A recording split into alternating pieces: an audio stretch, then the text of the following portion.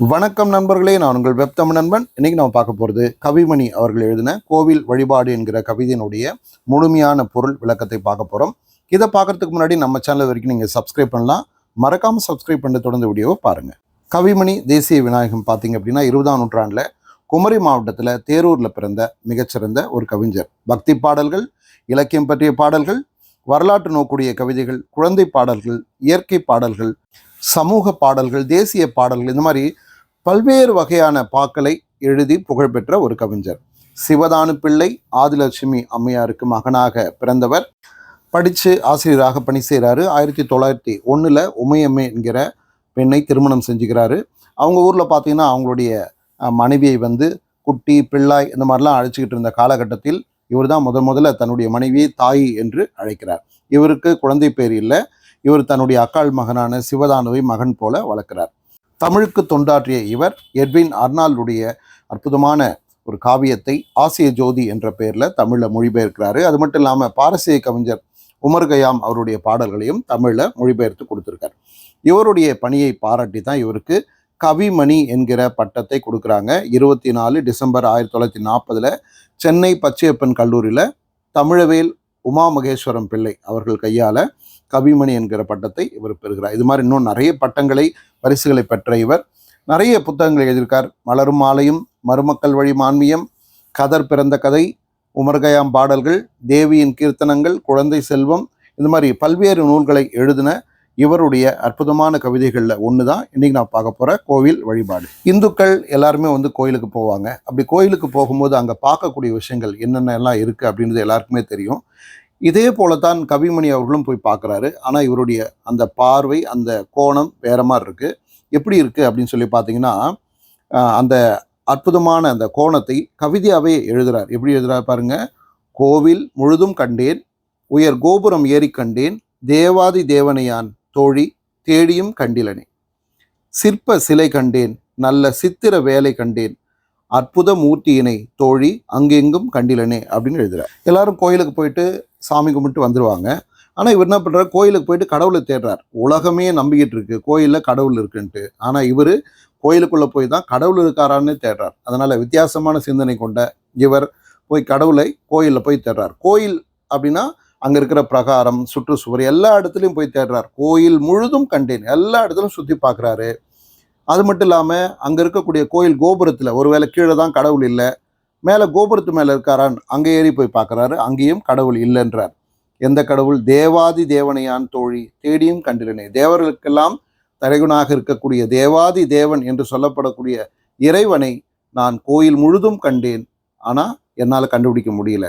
மேலே கோபுரத்தில் இருக்காரா அப்படின்னு போய் தேடி பார்த்தேன், அங்கேயும் கண்டுபிடிக்க முடியல அப்படின்னு சொல்கிறேன். எப்படியாவது கடவுளை பார்க்கணும் அப்படின்றதுக்காக அடுத்து தெப்பக்குளத்தில் போய் தேடுறேன். தெப்பக்குளங்கள் கண்டேன், தேரோடும் வீதி கண்டேன், எய்ப்பில் வைப்பாம் அவனை தோழி ஏழையான் கண்டிலனே அப்படின்னு எழுதுறார். தெப்பக்குளத்தில் தேடியாச்சு, அங்கே இல்லை.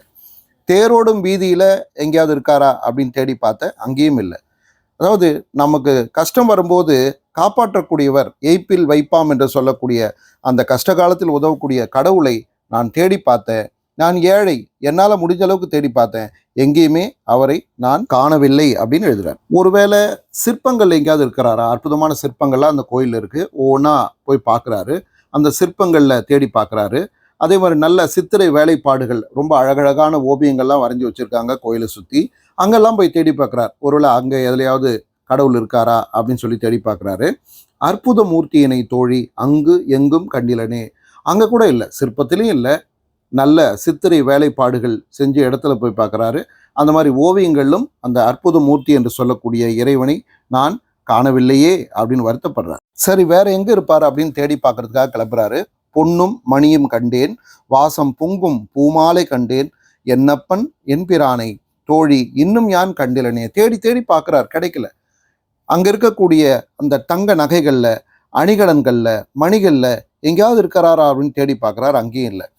வாசம் வீசக்கூடிய பூ மாலை நிறைய அங்கே குவிச்சு வச்சுருக்காங்க. ஒருவேளை அதில் இறைவன் இருக்காரா அப்படின்னு தேடி பார்க்குறாரு, இல்லை. என்னப்பன் என் எம்பிரான் என்று சொல்லக்கூடிய அந்த இறைவனை நான் பார்த்தே ஆகணும் அப்படின்றதுக்காக தேடிட்டே இருந்தேன், இன்னும் கூட அவர் என் கண்ணுக்கு படவே இல்லை அப்படின்னு எழுதுறார். சரி, கோயிலில் தூபம் இடுறாங்க, தீபம் ஏற்றி சுற்றி காட்டுறாங்க. அப்படி காட்டக்கூடிய இடத்துல அந்த தூபத்திலேயோ அல்லது அந்த தீபத்திலேயோ அந்த புகையிலையோ அந்த ஒளியிலையோ எங்கேயாவது இறைவன் இருக்காரா அப்படின்னு சொல்லி தேடுறார். ஏன்னா ஆபத்தில் காப்பவனை தோழி அங்கேயான் கண்டிலனே, ஒரு ஆபத்துனா உடனே ஓடி வருவான்னு சொல்லப்படக்கூடிய இறைவன் இங்க எங்கேயுமே காணும். எல்லாருமே அவரை தேடி தான் வந்திருக்காங்க.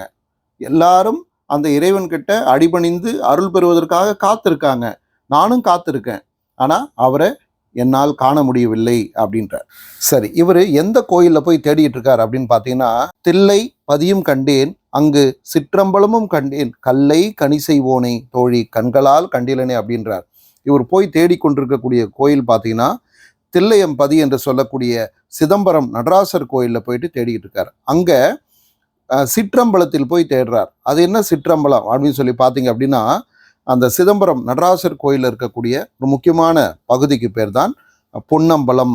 அந்த சிற்றம்பலம் திருச்சிற்றம்பலம் என்றெல்லாம் சொல்லுவார்கள். அதாவது சிவபெருமான் ஆனந்த நடனம் புரியக்கூடிய இடத்துக்கு பேர் தான் அந்த சிற்றம்பலம் திருச்சிற்றம்பலம் அப்படின்னு சொல்லி சொல்றாங்க. அங்கே போய் பார்த்தா இறைவன் இருப்பார் இல்லையா அப்படின்னு சொல்லிட்டு நான் அங்கே போய் தேடினேன். அங்கேயும் கூட பார்த்தீங்க அப்படின்னா நான் இறைவனை காண முடியவில்லை அப்படின்னு சொல்லி சொல்றார். கடைசியாக இப்படி சொல்றாரு, கண்ணுக்கு இனிய கண்டு மனதை காட்டில் அலைய விட்டு பன்னிடம் பூசையாலே தோழி பயனொன்றும் இல்லையடி உள்ளத்தில் உள்ளானடி அதை நீ உணர வேண்டுமடி உள்ளத்தில் காண்பாய் எனில் கோயில் உள்ளேயும் காண்பாய் அடி. அதாவது இது ஏதோ அவரு நேரா பார்த்து சொல்ற மாதிரியே தான் அந்த கவிதை எழுதியிருப்பாரு. கடைசியா ஒரு சாதாரண மனிதனுடைய பார்வையிலிருந்து இதை பார்க்குறார். ஒரு சாதாரண மனிதன் கோயிலுக்குள்ள போயிட்டு கோபுரத்து மேல அங்க இருக்கக்கூடிய சிற்பங்கள்ல ஓவியங்கள்ல தீப தூபத்தெல்லாம் போய் கடவுளை தேடிட்டு இருந்தா அங்கெல்லாம் கடவுளை காண முடியாது. ஏன்னா மனிதர்கள் எல்லோருமே பார்த்தீங்கன்னா கண்ணுக்கு இனியன கண்டு மனதை காட்டில் அலைய விட்டு, இங்க கோயிலுக்குள்ள போய் கூட என்ன பண்றோம், அழகழகான இடங்கள் என்னென்ன இருக்குன்னு சுத்தி பார்க்கறோம், அழகான விஷயங்கள் என்ன இருக்குன்னு பார்க்கறோம். அப்போ கண்ணுக்கு இனிமையானதுன்னு சொல்லிட்டு இந்த மனசை அலைப்பாய விட்டுட்டு அப்புறம் கடவுளை போய் வெளியே தேடினா கிடைக்க மாட்டார். அதே மாதிரி பன்னிடும் பூசையாலே தோழி பயனொன்றும் இல்லையடி, நீ மனசை வெளியில அலைப்பாய விட்டுட்டு வெறும் மந்திரங்களை சொல்லி பூசைகளை பண்ணா கடவுளை காண முடியுமான்னா காண முடியாது. ஏன் காண முடியாது என்றால் அவன் இருக்கும் இடம் உள்ளம், உன்னுடைய மனசில் இருக்கார். உள்ளத்தில் உள்ளானடி, உன் மனசுக்குள்ள கடவுள் இருக்கார் அப்படின்றத நீ உணர்ந்து கொண்டால் அதற்கு பிறகு நீ பார்க்குற இடமெல்லாம் கடவுள் உன் கண்ணுக்கு தெரிவார். உள்ளத்தில் காண்பாய் எனில் கோயில் உள்ளேயும் காண்பாய்.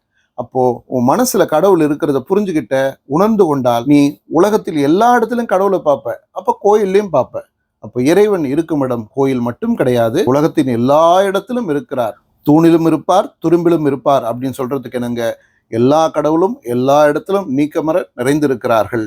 ஆனா அவர்களை நீங்க பார்க்கணும் அப்படின்னா முதல்ல உங்க மனசுக்குள்ள அவர்களை பார்க்க வேண்டும். எப்படி மனசுக்குள்ள பார்க்கறது? அப்போ மனசை முதல்ல சுத்தமா வச்சுக்கணும், தூய்மையாக வைத்து கொள்ள வேண்டும். அப்போ மன தூய்மை மிக மிக முக்கியமானது. புறத்தூய்மை நீரால் அமையும், அகத்தூய்மை வாய்மையால் காணப்படும் வள்ளுவர் சொல்ற மாதிரி உங்க மனசை சுத்தமா வச்சுக்கணும். எப்படி? நீங்க சொல்லக்கூடிய சொல் உண்மையாக இருக்கணும், சிந்திக்கக்கூடிய சிந்தனை நல்ல சிந்தனையாக இருக்க வேண்டும். அந்த மாதிரி உங்க மனசுல நல்ல எண்ணங்கள் இருந்தது அப்படின்னா தானாகவே கடவுள் அங்கே வருவார். கடவுளை நீங்க அங்க பார்க்கலாம். உங்க மனசுக்குள்ள கடவுளை பார்த்துட்டீங்கன்னா நீங்க பார்க்கக்கூடிய இடமெல்லாமே கடவுள் இருப்பார். நீங்க பார்க்கக்கூடிய எல்லாமே கடவுளாக தெரியும் அப்படின்றத சொல்றேன். சரி, இந்த கவிதை எதற்காக கவிமணி எழுதினாரு? ஏன் இன்னைக்கு வரைக்கும் இந்த கவிதை எல்லாரும் படிச்சுட்டு இருக்காங்க அப்படின்னா, இன்றைக்கு கூட பார்த்தீங்க அப்படின்னா நீங்க கோயில்களுக்கு போய் பார்க்கும்போது விதவிதமான ஆடைகள், ரொம்ப விலைமதிப்பான ஆடைகளை உடுத்தி கொண்டு விலைமதிப்பான கார்ல வந்து விலைமதிப்பான அணிகலங்கள்லாம் அணிஞ்சுக்கிட்டு அங்கே வரக்கூடியது சுற்றுலா போகிற மாதிரி வந்து கோயில்களுக்கு வந்து தங்கிட்ட இருக்கக்கூடிய பணத்தை எல்லாம் அள்ளி இறைச்சி நான் பெரிய பணக்காரன் நிறைய பணம் வச்சிருக்கேன்ற அந்த இதை காட்டி எல்லாரும் நம்மளை பார்க்கணும் அப்படின்ற மாதிரி எண்ணத்தோடு இருக்கக்கூடியவர்கள் நிறைய பேர் கோயிலுக்குள்ளே வராங்க. அவர்கள் யாருமே இறைவனை பார்ப்பதில்லை, கடவுளை பார்ப்பதில்லை. ஏன்னா அவங்க எல்லாமே வெளியே கடவுளை தேடுறாங்க. இதை கொடுத்தா கடவுள் அருள் கொடுப்பாரு, இதை செஞ்சா கடவுள் அருள் கொடுப்பான்றாங்க. கடவுள் அருள் கொடுப்பதற்கு வெளியே எங்கேயும் கிடையாது, அவர் நம்ம மனசுக்குள்ள தான் இருக்காரு. அதனால உள்ளத்தில் உள்ளானடி ரொம்ப அழகா அதிலே வந்து கவிமணி முடிச்சிட்டார். அவர் மனசுக்குள்ள இருக்காரு. அப்போ அவர் கடவுள், உள்ளத்தை கடந்து பார், அங்கதான் இறைவன் இருக்கான். அதை உணராமல் நீங்க வெளி உலகத்துல எத்தனை பூசை பண்ணாலும் எத்தனை கோடி ரூபாய் செலவு பண்ணாலும் இறைவனுடைய அருள் உங்களுக்கு கிடைக்காது. அதனால மன தூய்மை நீங்கள் கடைபிடியுங்கள். அதற்கு பிறகு இறைவனை காணுங்கள், அந்த இறைவனை மற்றவர்களுக்கும் காட்டுங்கள் அப்படின்றத சொல்றதுக்காக தான் கவிமணி இந்த கவிதை எழுதினாரு. இந்த கவிதையும் அதற்கான பொருள் உங்களுக்கு பிடிச்சுன்னா லைக் பண்ணுங்க, ஷேர் பண்ணுங்க, கமெண்ட் பண்ணுங்க. இது வரைக்கும் சப்ஸ்கிரைப் பண்ணாமல் பார்த்துட்டீங்கன்னா மறக்காம சப்ஸ்கிரைப் பண்ணுங்க. நன்றி நண்பர்களே, நான் உங்கள் வெப் தமிழ் நண்பன். இது போல நிறைய வீடியோக்கள் நம்ம சேனலுக்கு பார்த்து பயன்பெறுங்கள்.